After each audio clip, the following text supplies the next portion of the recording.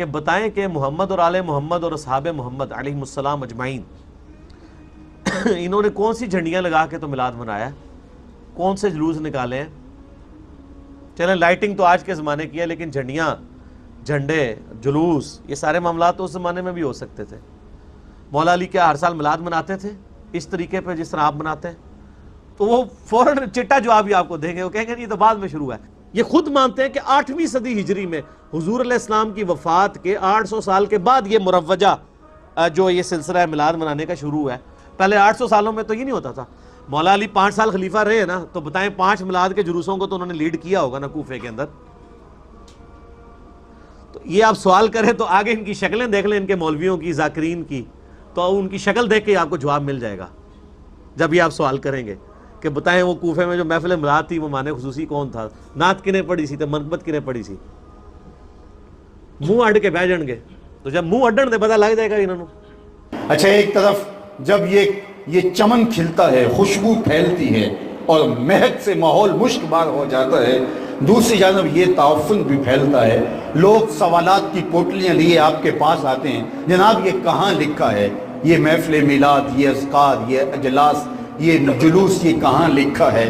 تو میں کہا کرتا ہوں صاحب لکھے کی کمی نہیں، علماء دلائل کے انبار لگا دیتے ہیں، لیکن میں کہا کرتا ہوں کیا ذکر رسول کے لیے بھی کسی دلیل کی ضرورت ہے؟ کبھی ایسا ہوا ہے کہ پھولوں کا تذکرہ چھڑا ہو اور بلبل کہے کہاں لکھا ہے؟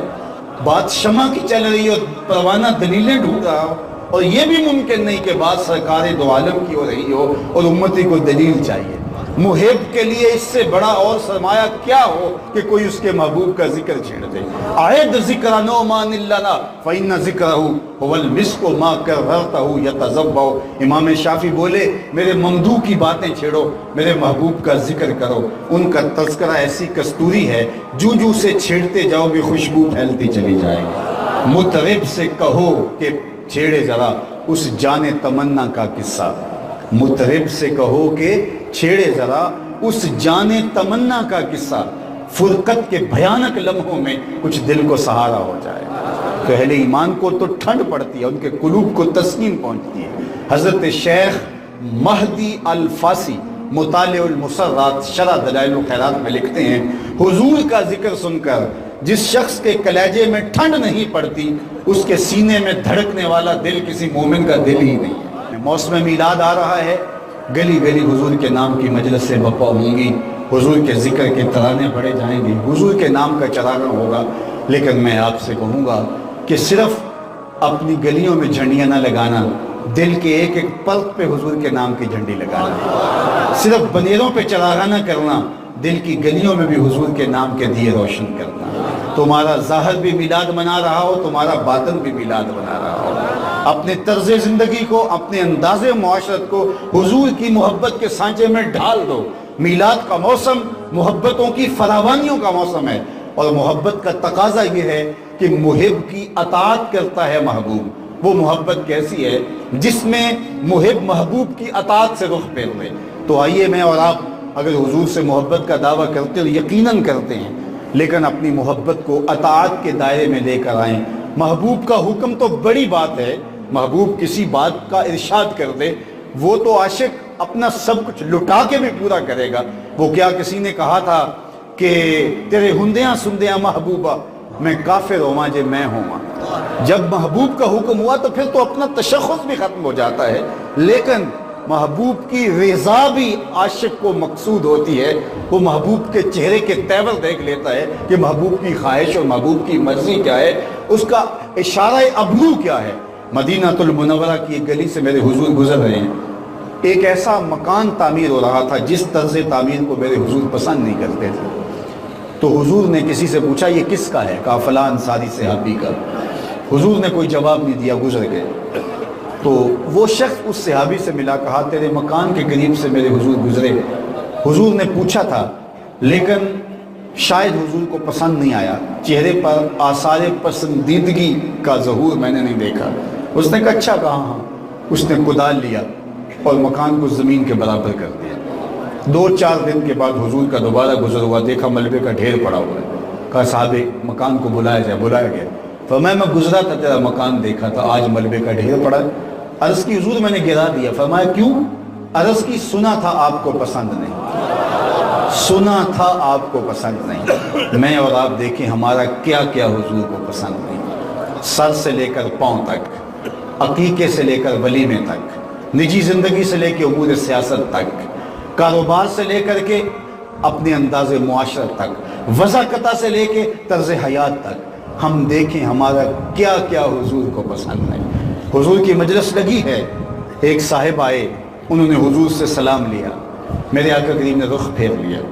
وہ سمجھے شاید اتفاقاً ہوا ہے تو جدھر حضور نے رخ پھیرا وہ ادھر سے جا کے سلام کر لیں, تو حضور نے پھر رخ پھیر لیا. سمجھ گئے کہ ناراضگی ہے.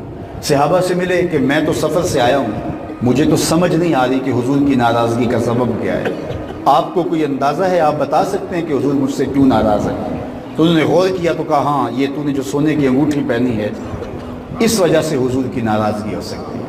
چونکہ حضور نے مرد کے لیے سونا اور چاندی منع قرار دیا ہے. ان الذهب والفضة حرام لذکور امتی, یہ امت کے مردوں کے لیے حرام ہے. صرف 4.5 ماشے سے کم وزن کی ایک انگوٹھی شریعت نے جائز قرار دی ہے. باقی یہ عورتوں کا زیور ہے, زینت ہے, مرد کو اس کی ضرورت نہیں ہے. یہ جہنم کا انگارہ قرار دیا, گناہ بے لذت ہے, کیوں اٹھا رہے ہو؟ شاید حضور کی ناراضگی کا سبب یہ ہو. وہ آگے بڑا انگوٹھی اتار کے حضور کو پیش کرتے ہوئے کہا حضور کیا اس وجہ سے ناراض ہے؟ حضور نے انگوٹھی پکڑی اور پھینک دی. ناراضگی کی وجہ ختم ہو گئی, بیٹھ گیا, مجلس چلتی رہی, لؤلؤے نور لٹتے رہے اور وہ جھولی بھرتا رہا. خیر جب مجلس سے اختتام کو پہنچی, لوگ بھی اٹھے, وہ بھی اٹھ کے واپس پلٹا تو کسی نے اس کو اشارہ دیا وہ جو سونے کی انگوٹھی پڑی ہے وہ تو اٹھا لے, تم تو نہیں پہن سکتے شرن, تمہاری بیوی تو پہن سکتی ہے, قیمتی دھات ہے. تو صحابی نے جو جواب دیا سنیے, اس نے کہا واللہ لا آخذہ وقد ترہ رسول اللہ صلی اللہ علیہ وسلم, واللہ اللہ قسم میں اس کو کبھی بھی نہیں اٹھاؤں گا, وقد ترہ رسول اللہ, جس کو میرے حضور نے پھینک دیا, جس کو میرے حضور نے پھینک دیا میں اس کو کبھی بھی نہیں اٹھاؤں گا. وہ سونا ہے, ہیرے ہے, موتی ہے, پکھراج ہے, لال ہے, زمرد ہے, کچھ بھی ہے, پڑا رہے, میں اس کو نہیں اٹھاؤں گا اس لیے کہ میرے حضور نے اس کو پھینک دیا. اب میں اور آپ اپنی زندگی میں اتر کے دیکھیں کیا کیا وہ چیزیں ہیں جو حضور نے پھینک دیں, اور کہیں وہ چیزیں ہم نے گلے سے تو نہیں لگائی ہوئی. اگر ہم نے گلے سے لگائی ہے تو صاحب پھر اپنے عشق پہ نظر ثانی کیجئے, اپنی محبت پہ نظر ثانی کیجئے. محب تو محبوب کی ہر ادا کو اختیار کرتا ہے. محبوب کے نام کا زہر بھی پینا پڑے تو محب کے لیے یہ بھی مشکل نہیں ہوتا. میرے بزرگ جھوم کے پڑھا کرتے تھے عاشق عاشق ہر کوئی آنکھے, پر عاشق بندا مر کے, زہر پیالہ کوئی نہیں پیندا پر عاشق پیندا پر کے. تو محب تو محبوب کے لیے ہر دکھ جھیل جاتا ہے. اور یہ کیسے ہو سکتا ہے کہ محبوب نے ایک چیز پھینک دی ہو اور ایک چیز کو محبوب ناپسند کرتے ہوں اور محب جو ہے وہ اس کو پسند کرتا ہو؟ اگر ایسا ہے تو پھر وہ محب نہیں ہے. یہ ہو ہی نہیں سکتا. حضور کا ذکر ہو اور قرار نہ پہنچے, تسکین نہ پہنچے. ہم تو چاہتے ہیں کہ ان کا زیرے, ان کا تذکرہ چھیڑے. وہ کیا کسی نے کہا تھا کہ میں خانہ سہارا دیتا ہے نہ جام سہارا دیتا ہے, ہم کو تو مدینے والے کا ایک نام سہارا دیتا ہے. سینے میں ٹھنڈ پڑ جاتی ہے جب ان کا ذکر کسی کے لبوں پہ سجتا ہے تو سادہ سا لہجہ لیکن دل نشینی اتنی ہے کہ آپ واہ واہ کر اٹھیں گے. انور مسعود ہے تو مزاحیہ شاعر, لیکن جب نعت لکھنے پہ آئے تو انہوں نے قلم توڑ دیا. ان کا نام لبوں پر آئے, ان کا نام لبوں پر آئے, میٹھا میٹھا منہ ہو جائے. ان کا نام لبوں پر آئے, میٹھا میٹھا منہ ہو جائے. ان کے بول بہاروں جیسے اور اصحاب ستاروں جیسے. ان سا پیارا اور نہ کوئی, ان سا پیارا اور نہ کوئی, ان سے بچھڑ کے لکڑی روئی. اور جب وہ سیر کو جایا کرتے سر پہ بادل سایہ کرتے. تو ان کی دل آویز باتیں, ان کا تذکرہ نور اہل ایمان کے لیے ٹھنڈک ہے, قرار جان. میں اور آپ اپنے اعتراف کا نہیں اپنا جائزہ لیں. ہم دوسروں کو دیکھتے رہتے ہیں کس میں کیا کمی ہے. میاں صوفیاء کا تصوف ان 2 جملوں پہ کھڑا ہے کہ جب اچھائی دیکھنے کا شوق ہو تو دوسروں میں دیکھو, اور جب برائی دیکھنے کا شوق آ جائے تو اپنے اندر اتر کے دیکھو. اپنے من میں اتر کے دیکھو کہ میں کہاں کھڑا ہوں. دوسرے کی طرف انگلیاں اٹھانے والا اس بات سے غافل نہ ہو کہ باقی ساری انگلیاں اس کی اپنی طرف اٹھ رہی ہوتی ہیں. اس لیے اپنے اندر اترو اور دیکھو میں کہاں غلط ہوں اور حضور علیہ السلام کا طریقہ زندگی کیا تھا. हुजूर अलैहिस्सलाम का तर्ज हयात क्या था और मेरा तरीक़ा हयात क्या है। आली मर्तबत बुज़ुर्गों की चौखट पे आने वालों, हुजूर बारो करीम की चौखट पे हाज़िरी देने वालों, ये वो मशाइख हैं जिन्होंने अपनी सारी ज़िंदगियाँ अल्लाह उसके रसूल के अहकाम की तनफीज़ के लिए और अमली जो है वो इजहार के लिए अपनी ज़िंदगियाँ वक्फ कर दी और अपनी ज़िंदगी की एक एक सांस हुजूर के नाम लगा दी। उनकी ज़िंदगियाँ आप लोगों के सामने हैं और उनको देख करके अपनी ज़िंदगी की राहें मुतय्यन की जा सकती हैं। उनके उर्स की तकरीब में हाज़िर होना ये सआदत मंदी है। साहिब उर्स का फैज़ उर्स के दिन ख़ास तौर पे बट रहा होता है और अनवार उतर रहे होते हैं, लेकिन सिर्फ फैज़ इस चीज़ को ना समझो कि मेरे मुश्किल और रुके हुए काम जो हैं वो चल जाएं तो शेख का फैज़ नसीब होगा। शेख का फैज़ तवक्कुल है, शेख का फैज़ रिज़ाए इलाही का हुसूल है, शेख का फैज़ अल्लाह की रज़ा पे राज़ी हो जाने का मिजाज है, शेख का फैज़ अल्लाह ने जो दिया है उस पर साबिर और शाकिर रहना है और हुजूर की शरीयत पे अमल पैरा होने का जज्बा नसीब होना है। ये लंगर है जो इस चौखट से नसीब होता है। आइए अपनी ज़िंदगी को उतार लीजिए, अपनी ज़िंदगी के अंदर इन चीज़ों को जज्ब कर लीजिए।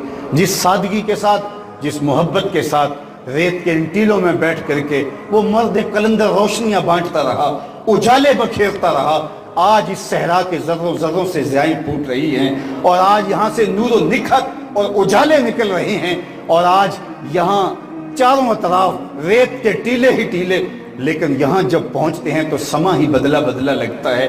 वो क्या किसी ने कहा था, अरे मैं गुसारो सवेरे सवेरे खराबात के गिर्द फेरे बफेरे, कभी इस तरफ भी गुजर कर तो देखो बड़ी रौनकें हैं फ़कीरों के डेरे। तो ये रोशनियाँ, ये उजाले और ये नूर व निखत और ये रौनकें, ये फरहतें, ये ताज़गियाँ, ये नसीब कहाँ से हुई? उसी एक चौखट का फैज़ान है, उसी दहलीज़ की ग़ुलामी के सदक़े से ये सारे उजाले यहाँ आए। तो यहाँ से रोशनियाँ समेटो, यहाँ से उजाले ले करके अपने अपने इलाके और अपने अपने माहौल में फैला दो और एक साले मुआशरत की तश्कील के अंदर मुआविन और मददगार बन जाओ। लेकिन अगर आए और चले गए और कुछ हासिल न किया तो ये महरूमी के अलावा और कुछ नहीं है। आइए मैं और आप इस अहदे नूर में और इस जो है वो दरबार रहमत के अंदर अपनी झोलियाँ फैला करके और अपने दामन फैला करके खैरात मांगे, नूर की, निखत की, उजालों की, रोशनियों की और हुजूर की इत्तिबा की खैरात मांगे। मेरे उस्ताद फरमाया करते थे, ये ना हो कि लोग तुम्हें पूछे तुम कौन होते हो और तुम्हें बताना पड़े जनाब हम मुसलमान होते हैं, ये देखो मज़हब के खाने में इस्लाम लिखा है। आप फरमाया करते थे, साहिब किसी को पूछना ना पड़े और तुम्हें बताना ना पड़े, तेरी वज़ाकता, तेरा तर्ज़ ज़िंदगी, तेरा अंदाज़ मुआशरत ऐसा होना चाहिए। तो दूर से आ रहा हो, लोग कहें वो देखो आका का गुलाम आ रहा। नूर आँखों पे तो चेहरों पे उजाले होंगे, मुस्तफ़ा वालों के अंदाज निराले होंगे। दुनिया में भी उनके दम से मुक़द्दर चमका, महशर में भी उनकी रहमत के हवाले होंगे। आओ अपनी ज़िंदगियों को हुजूर के नाम लगा दें। इकबाल के सारे कलाम का रस न छोड़ूं तो जूस ये निकलता है कि मोहम्मद से वफ़ा तूने तो हम तेरे हैं, ये जहाँ चीज़ है क्या लौह कलम तेरे हैं। मीलाद का मौसम हमारे लिए रहमतों का मौसम है। दिलों के आंगन खिल उठते हैं, मोहब्बतों के आंगन आबाद हो जाते हैं।